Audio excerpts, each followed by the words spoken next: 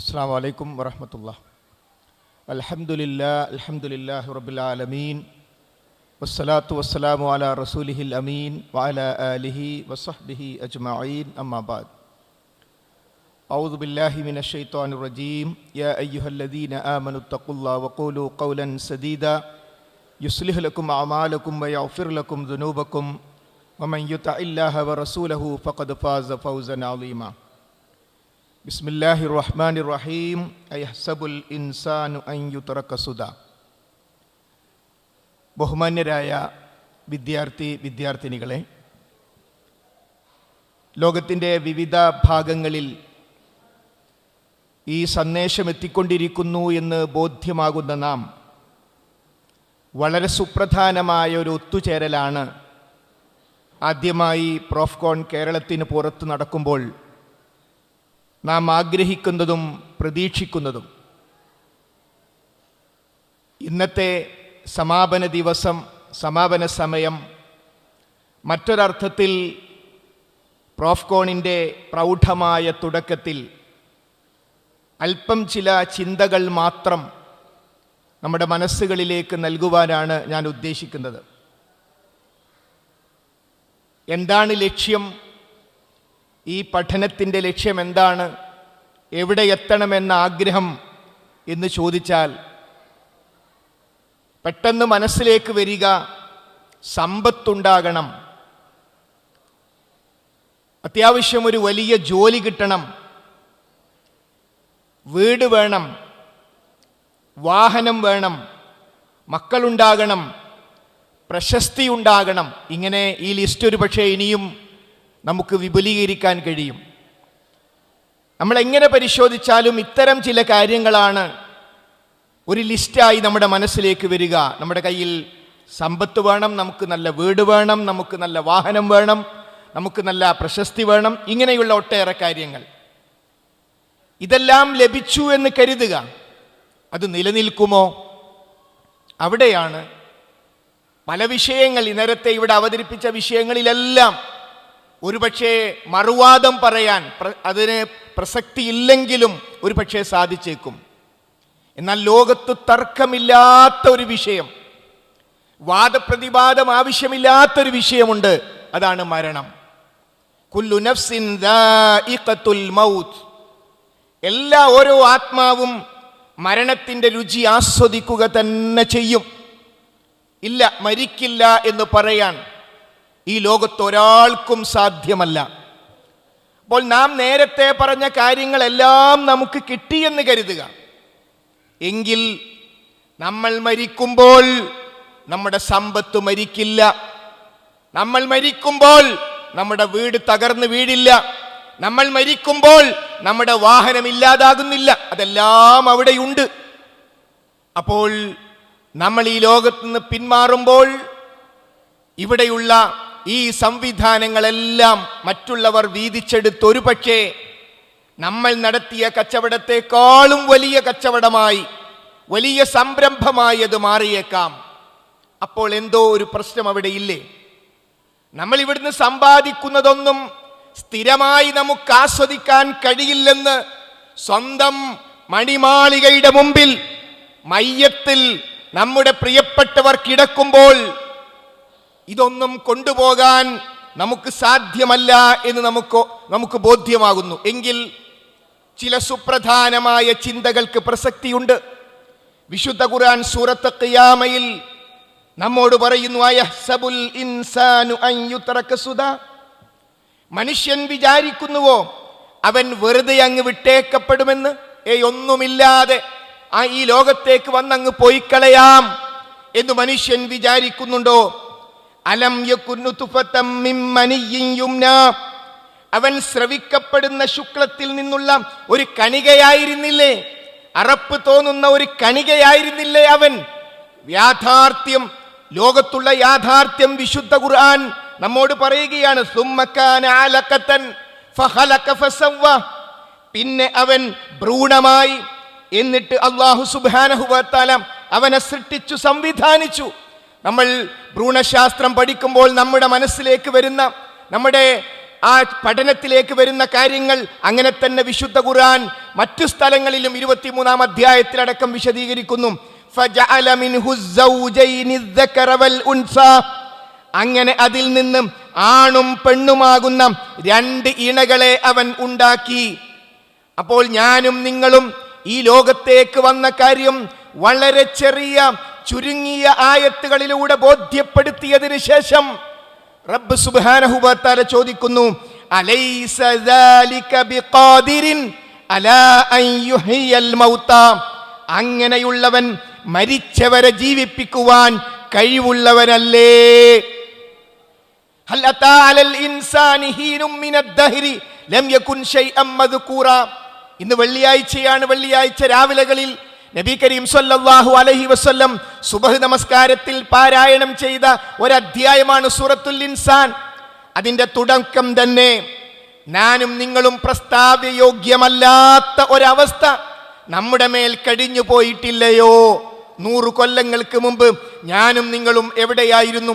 ആ ഇല്ലാത്ത അവസ്ഥയിൽ നിന്നും നമ്മളെ സൃഷ്ടിച്ച റബ്ബ് ചോദിക്കുന്നു, അലൈസ ദാലിക ബിഖാദിരിൻ, റബ്ബ് സുബ്ഹാനഹു വ തആല കഴിവുള്ളവനല്ലേ? വീണ്ടും സൃഷ്ടിക്കുവാൻ റബ്ബ് കഴിവുള്ളവനല്ലേ? അതുകൊണ്ട് ഈ രാത്രി സമാപിച്ച് ഈ വലിയ സംരംഭത്തിന്റെ തുടക്കത്തിലേക്ക് നമ്മൾ പോകുമ്പോൾ നമുക്ക് ബോധ്യമാകണം, മരണാനന്തര ജീവിതം ഉണ്ട്. യാതൊരു സംശയവും ആ കാര്യത്തിലില്ല.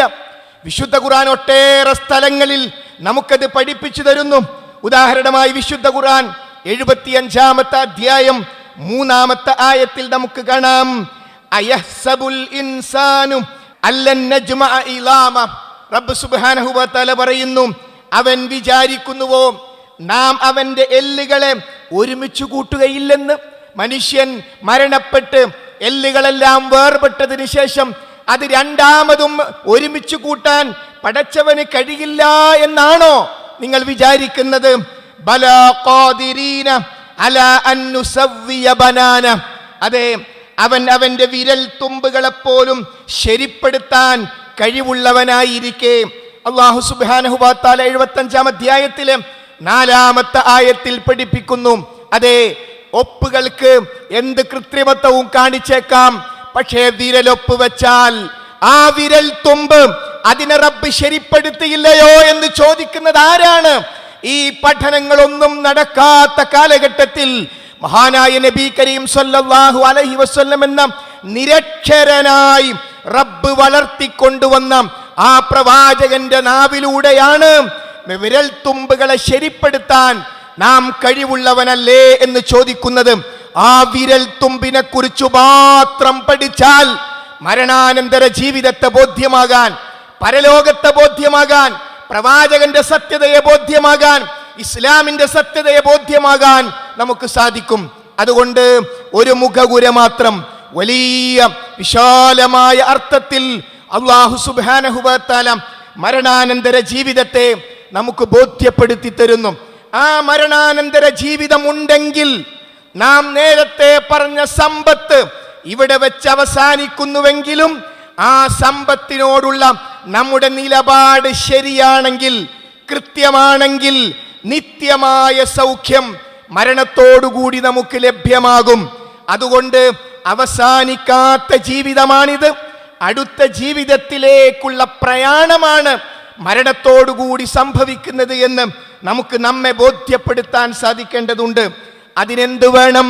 എല്ലാ ദിവസവും രാവിലെയും വൈകുന്നേരവുമുള്ള ദിക്റിൽ, രാവിലത്തെ ദിക്റിൽ മഹാനായ ഇബ്രാഹിം നബി അലൈഹിസ്സലാം അവിടുത്തെ മില്ലത്തിലാണ് ഞാൻ എന്ന് പ്രഖ്യാപിച്ചുകൊണ്ടാണ് രാവിലെയിലേക്കും വൈകുന്നേരത്തേക്കും നാം പ്രവേശിക്കുന്നത്. ആ മഹാനായ ഇബ്രാഹിം നബി അലൈഹിസ്സലാം പരലോകം ബോധ്യപ്പെട്ട പ്രവാചകന്മാരിൽ ഏറ്റവും മുമ്പിൽ നിൽക്കുന്ന ആ പ്രവാചകനെ കുറിച്ച് വിശുദ്ധ ഖുർആൻ പറഞ്ഞു, വഇബ്രാഹീമല്ലദീ വഫാ. കടമകൾ പൂർത്തിയാക്കിയ ഇബ്രാഹിം. എന്തൊക്കെ റബ്ബ് സുബ്ഹാനഹു വ തആല ഇബ്രാഹിം നബി അലൈഹിസ്സലാമിനോട് പറഞ്ഞു, അതെല്ലാം പൂർത്തിയാക്കി ഈ ലോകത്തോട് വിട പറഞ്ഞ മഹാനായ പ്രവാചകൻ.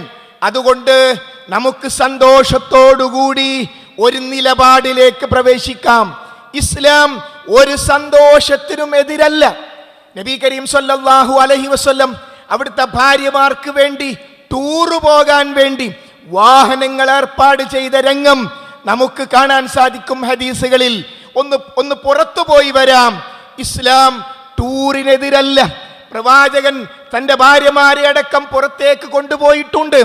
ഇസ്ലാം എല്ലാ സന്തോഷങ്ങൾക്കും അനുകൂലമാണ്. പക്ഷേ നിത്യമായ സന്തോഷം നഷ്ടമാകുന്ന തരത്തിലാകരുത് എന്ന് മാത്രം. അതുകൊണ്ട് ആ പരിശുദ്ധ ഇസ്ലാം എന്ന പദത്തിന്റെ അർത്ഥം തന്നെ ശാന്തി, സമാധാനം എന്നാണ്. അഥവാ ഈ ലോകത്തിന്റെ സൃഷ്ടാവിന് സർവവും സമർപ്പിക്കുക വഴി നേടിയെടുക്കുന്ന ശാന്തിയെ കുറിക്കുന്ന, സമാധാനത്തെ കുറിക്കുന്ന പദം. അതാര് നൽകിയതാ? ഒരൊറ്റ മനുഷ്യന്റെയും ചിന്തയിൽ നിന്ന് വന്നതല്ല. എന്നിൽ നിന്നുള്ള, ലോകത്തിന്റെ സൃഷ്ടാവിങ്കൽ നിന്നുള്ള സന്ദേശമാണത്. ആ സന്ദേശമനുസരിച്ച് നാം ജീവിച്ചാൽ ഈ ലോകത്ത് ഒരു നഷ്ടവും നമുക്ക് വരുന്നില്ല. അതേ സന്ദർഭത്തിൽ സമാധാനത്തോടുകൂടി, ശാന്തിയോടുകൂടി ജീവിക്കാൻ പറ്റും. ഇസ്ലാം ലൈംഗികത വേണ്ട എന്ന് പറഞ്ഞോ? ഇല്ലല്ലോ. പ്രായപൂർത്തിയാകുന്നത് വരെ അതിർത്തി ലംഘിക്കരുത്. കണ്ണുകൾ ശ്രദ്ധിക്കണം, ഗുഹ്യാവയവങ്ങൾ സൂക്ഷിക്കണം, സംസാരങ്ങൾ ശ്രദ്ധിക്കണം. ആ പ്രായപൂർത്തിയായാലോ റബ്ബ് അനുവദിച്ചു, നിങ്ങൾക്ക് വിവാഹിതരാകാം. പടച്ചവൻ പറഞ്ഞു, ആ തരത്തിലുള്ള എല്ലാ സൗഖ്യങ്ങളും പരലോകത്തുണ്ട്. അതുകൊണ്ട് വിവാഹം വേണ്ട എന്ന് പറഞ്ഞില്ലല്ലോ. വിവാഹമാകാമെന്നും അതിന്റെ മഹത്വവും പഠിപ്പിച്ചു. വിവാഹം വേണ്ടെന്ന് പറഞ്ഞ ആളുകൾ ഫലൈസ മിന്നി, അവർ നമ്മിൽപ്പെട്ടവനല്ല എന്ന് പ്രഖ്യാപിച്ചു. അതുകൊണ്ട് തന്നെ ഈ പ്രകൃതി മതത്തെ നമ്മൾ നെഞ്ചിലേറ്റിയാൽ, അതോടുകൂടി ഈ മതത്തിലേക്ക് നമ്മൾ പ്രവേശിച്ചാൽ, ഈ മത നിയമങ്ങൾ നമ്മുടെ ജീവിതത്തിലേക്ക് കൊണ്ടുവന്നാൽ ഒട്ടേറെ കടമകൾ നമുക്ക് നിർവഹിക്കാനുണ്ട്. പ്രവാചകൻ പറഞ്ഞതുപോലെ പരലോകത്തേക്കുള്ള കൃഷിയിടമാണ് ഈ ലോകം എന്ന് പറയുന്നത്. ഇതിനെ കൃഷിയിടമായി നമ്മൾ ഉപയോഗിക്കുക. അല്ലാഹു സുബ്ഹാനഹു വ തആലയെ അറിയുക. പ്രൊഫ്കോണിൽ നമുക്ക് കിട്ടാനുള്ള പ്രധാനപ്പെട്ട വശം അതാണ്. റബ്ബിനെ അറിയുക. അള്ളാഹുവിനെ കുറിച്ച് നമുക്കെന്തറിയാം? ഐനല്ലാഹ്, പടച്ചവനെവിടെ, അള്ളാഹു എവിടെ എന്ന ചോദ്യത്തിന്റെ ഉത്തരം പ്രവാചകൻ പറയിപ്പിച്ചു. പ്രവാചകൻ ചോദിച്ച ചോദ്യമാണത്. ആ ചോദ്യത്തിന്റെ ഉത്തരം പോലും ഒരുപക്ഷെ തെറ്റായ അവസ്ഥയിലേക്കായിരിക്കാം നമ്മുടെ മനസ്സിന്ന് വരുന്നത്. ചിലർ പറയും പടച്ചവൻ എല്ലാ സ്ഥലത്തുമുണ്ട്. തെറ്റ്. പടച്ചവന്റെ അറിവും കഴിവും എല്ലാറ്റിനെയും ചൂഴ്ന്നു നിൽക്കുന്നു. പടച്ചവൻ അവൻ സൃഷ്ടിച്ചതിന്റെ ഉള്ളിലല്ല. അല്ലാഹു ഫിസ്സമാ, ഈ ഓഡിറ്റോറിയത്തിന്റെ പുറത്തിറങ്ങി കാണുന്ന മേഘമല്ല, മറിച്ച് പ്രപഞ്ചത്തിന്റെ അപ്പുറത്ത്, ഈ സൃഷ്ടി പ്രപഞ്ചത്തിന്റെ അപ്പുറത്താണ് അല്ലാഹു. അല്ലാതെ പടച്ചവൻ സൃഷ്ടിച്ചതിന്റെ ഉള്ളിലല്ല. പ്രധാനപ്പെട്ട ഒരു അറിവാണത്. എന്നാൽ ആ പടച്ചവനെ കുറിച്ചുള്ള സുപ്രധാനമായ അറിവ് പോലും ഇല്ലാത്ത ആയിരക്കണക്കിന്, പതിനായിരക്കണക്കിന് വിദ്യാർത്ഥികൾ മുസ്ലിങ്ങളുടെ കൂട്ടത്തിൽ പോലും നമുക്ക് കാണാം. അങ്ങനെ പടച്ചവന്റെ നാമവിശേഷണങ്ങളിലൂടെ എല്ലാം കേൾക്കുന്നവൻ, എല്ലാം അറിയുന്നവൻ, ഏറ്റവും കൂടുതൽ സ്നേഹിക്കുന്നവൻ, ഇങ്ങനെ 99ഓളം നാമവിശേഷണങ്ങൾ ലോകത്തിന്റെ സൃഷ്ടാവിനുണ്ട്. അതറിഞ്ഞു കഴിഞ്ഞാൽ നമ്മൾ ശാന്തിയടയും, നമ്മൾ സമാധാനം അറിയും. ആരെന്നെ അവഗണിച്ചാലും, എന്ത് പ്രശ്നങ്ങൾ എനിക്കുണ്ടെങ്കിലും എനിക്കെന്റെ റബ്ബുണ്ട്. ആ റബ്ബാണ് എന്നെ സൃഷ്ടിച്ചത്. അവന്റെ അടുത്തേക്കാണ് ഞാൻ തിരിച്ചു പോകാനുള്ളത്. അതുകൊണ്ട് ആത്മഹത്യയെക്കുറിച്ചുള്ളൊരു ചിന്ത പോലും പടച്ചവൻ അറിഞ്ഞ ഒരു മനുഷ്യന്റെ മനസ്സിലേക്ക് വരികയില്ല. അങ്ങനെ പടച്ചവനെ അറിഞ്ഞാൽ സന്തോഷപൂർവം അവന്റെ മുമ്പിൽ റുക്കൂ ചെയ്യാൻ, സുജൂദ് ചെയ്യാൻ, മതപരമായ കാര്യങ്ങൾ നിർവഹിക്കാൻ എന്തെന്നില്ലാത്ത സന്തോഷം നമുക്ക് കിട്ടും. അതോടൊപ്പം ആ പടച്ചവനെ അറിഞ്ഞു കഴിഞ്ഞാൽ ഇത് മറ്റുള്ളവരും അറിയണം, ഇത് മറ്റുള്ളവരിലേക്കും എത്തണം. അതുകൊണ്ടല്ലേ നിങ്ങളെ തേടി നിങ്ങളുടെ ഹോസ്റ്റലുകളിൽ നിങ്ങളുടെ പ്രായമുള്ളവർ വന്നു, നിങ്ങൾക്ക് മെസ്സേജ് അയച്ചു, ഫോൺ ചെയ്തു. എന്തേ? ഞങ്ങൾക്ക് കിട്ടിയ ഈ വെളിച്ചം മറ്റുള്ളവർക്കും കിട്ടണം. അതുകൊണ്ട് ദീനിന്റെ ഫ്രെയിമിലേക്ക് പ്രവേശിച്ചാൽ എന്തെന്നില്ലാത്ത സന്തോഷമാണ്. എന്ത് പ്രതിസന്ധികളും പ്രയാസങ്ങളും ഉണ്ടെങ്കിലും വല്ലാത്തൊരു സന്തോഷം. അങ്ങനെ കടമകൾ നിർവഹിച്ചുകൊണ്ട് നമുക്ക് മുന്നോട്ട് പോകണം.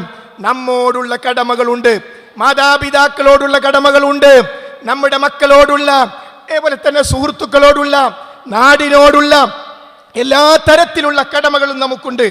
ആ കടമകൾ നമ്മൾ നിർവഹിച്ച് സന്തോഷപൂർവം നമ്മൾ നിൽക്കുമ്പോൾ നാം നേരത്തെ പറഞ്ഞ മരണം നമ്മുടെ അടുത്തേക്ക് വരും. ആ മരണം വരുമ്പോൾ ഒരു പ്രത്യേകതരം മരണമുണ്ട്. ആ മരണമാണ് ഈ സമാപന സന്ദർഭത്തിൽ നമ്മുടെ ശ്രദ്ധയിൽപ്പെടുത്താനുള്ളത്. യാ അയ്യത്തുഹൻ നഫ്സുൽ മുത്മഇന്ന, ഹേ സമാധാനമടഞ്ഞ ആത്മാവേ. വല്ലാത്തൊരു വിളിയാണ്. ഈ ലോകത്തിന്റെ സൃഷ്ടാവിനെ മനസ്സിലാക്കി ജീവിക്കുന്ന മനുഷ്യൻ മരണത്തിലേക്ക് പോകുന്ന സന്ദർഭം, ആ സന്ദർഭത്തിൽ ഒട്ടേറെ അസമാധാനങ്ങൾ, അശാന്തികൾ, ന്യൂനതകൾ, പ്രശ്നങ്ങൾ, പ്രയാസങ്ങൾ അതൊക്കെയുള്ളപ്പോഴും ക്ഷമിച്ചും സഹിച്ചും മുന്നോട്ട് പോയി, നിയമങ്ങൾ ലംഘിച്ചില്ല. അങ്ങനെ കടമകൾ നിർവഹിച്ച ആ മനുഷ്യനോടുള്ള ചോദ്യം ഇതാണ്, അവനോടുള്ള വിളി ഇതാണ്, യാ അയ്യത്തുഹൻ നഫ്സുൽ മുത്മഇന്ന, ഹേ സമാധാനമടഞ്ഞ ആത്മാവേ, ഇർജിഇ ഇലാ റബ്ബികി റാളിയതം മർളിയ, നീ നിന്റെ രക്ഷിതാവിങ്കലേക്ക് തൃപ്തിപ്പെട്ടുകൊണ്ടും തൃപ്തി ലഭിച്ചുകൊണ്ടും മടങ്ങിക്കൊള്ളുക. വല്ലാത്തൊരു സന്തോഷമാണത്. ആ ഒരു മരണമാണ് എനിക്കും നിങ്ങൾക്കും ലഭിക്കേണ്ടത്. അല്ലാഹു തൗഫീഖ് ചെയ്യുമാറാകട്ടെ. ഫദ്ഖുലി ഫീ ഇബാദി, എന്നിട്ട് എൻ്റെ അടിയാന്മാരുടെ കൂട്ടത്തിൽ പ്രവേശിച്ചു കൊള്ളുക. വദ്ഖുലി ജന്നതി, എൻ്റെ സ്വർഗത്തിൽ പ്രവേശിച്ചു കൊള്ളുക.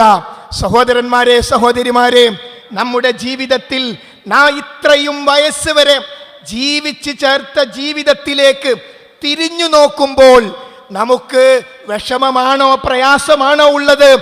നെഗറ്റീവാണെങ്കിൽ അത് പോസിറ്റീവാക്കി മാറ്റണം. നമ്മളൊന്ന് തിരിഞ്ഞു നിന്ന് നമ്മുടെ കഴിഞ്ഞ 21 വർഷത്തെക്കുറിച്ച് ചിന്തിക്കുമ്പോൾ, 25 വർഷത്തെക്കുറിച്ച് ചിന്തിക്കുമ്പോൾ, 30 വർഷത്തെക്കുറിച്ച് ചിന്തിക്കുമ്പോൾ സംതൃപ്തിയുള്ള ഒരവസ്ഥയുണ്ടെങ്കിൽ നമുക്ക് ആവേശപൂർവം മുന്നോട്ട് പോകാം. അതുകൊണ്ട് തയ്യാറെടുക്കുക.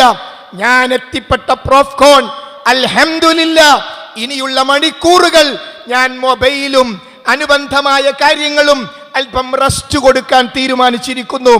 എനിക്ക് ലോകത്തിന്റെ സൃഷ്ടാവിനെ അറിയണം, എനിക്ക് എൻ്റെ റബ്ബിന്റെ കലാം അറിയണം, എൻ്റെ പ്രവാചകന്റെ വചനങ്ങൾ കേൾക്കണം എന്ന ഉറച്ച തീരുമാനത്തോടുകൂടി ഇങ്ങോട്ട് വരാൻ കാത്തിരിക്കുന്ന നമ്മുടെ സുഹൃത്തുക്കളെ മുഴുവൻ വിളിക്കുക. നീ ഇങ്ങോട്ട് വാ, ഇത് നമ്മൾ വിചാരിച്ചതുപോലെയല്ല. സഹോദരി സഹോദരന്മാരെ, ഇതിന്റെ സംഘാടകരുടെ മനസ്സിലുള്ള ഒരാശയവും ഇവിടെ പറയില്ല. ഇതിന്റെ സംഘാടകർക്ക് വിസ്ഡം സ്റ്റുഡൻസിനോ വിസ്ഡം ഇസ്ലാമിക് ഓർഗനൈസേഷനോ അതിന്റെ ഓഫീസിൽ മെനഞ്ഞെടുത്തൊരാശയം നിങ്ങളോട് പറയില്ല. മറിച്ച് ആകാശലോകത്ത് നിന്നും നമ്മളെ സൃഷ്ടിച്ച റബ്ബ് നമുക്ക് വേണ്ടി ഇറക്കിയ സമാധാനത്തിന്റെ സന്ദേശം, ആ സന്ദേശമാണ് 3 ദിവസങ്ങളിൽ ഇവിടെ പ്രവഹിക്കാൻ പോകുന്നത്. നാം തയ്യാറെടുക്കുക, എല്ലാവരും നന്നായി പ്രാർത്ഥിക്കുക. നമുക്ക് കഴിയും, നന്നാകാൻ കഴിയും. അല്ലാഹു സുബ്ഹാനഹു വ തആല അവന്റെ വിശാലമായ സ്വർഗത്തിൽ നമ്മയും നമ്മുടെ കുടുംബത്തെയും നമ്മുടെ സഹോദരങ്ങളെയും എല്ലാവരെയും പ്രവേശിപ്പിക്കുമാറാകട്ടെ. വആഖിറു ദഅ്വാനാ അനിൽ ഹംദുലില്ലാഹി റബ്ബിൽ ആലമീൻ. അസ്സലാമു അലൈക്കും വറഹ്മത്തുള്ളാഹി.